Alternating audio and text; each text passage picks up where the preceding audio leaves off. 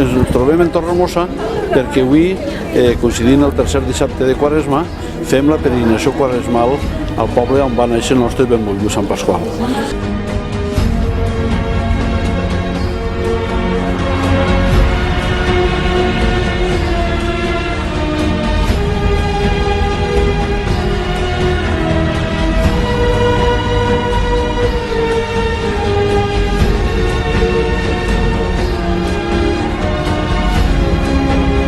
Vull agrair a la Puríssima Sang de Vila-real que ens hagin convidat a participar en el Via Crucis que celebren tradicionalment ja fa 10 anys en Torrehermosa, en la localitat natal del nostre sant patró Sant Pasqual.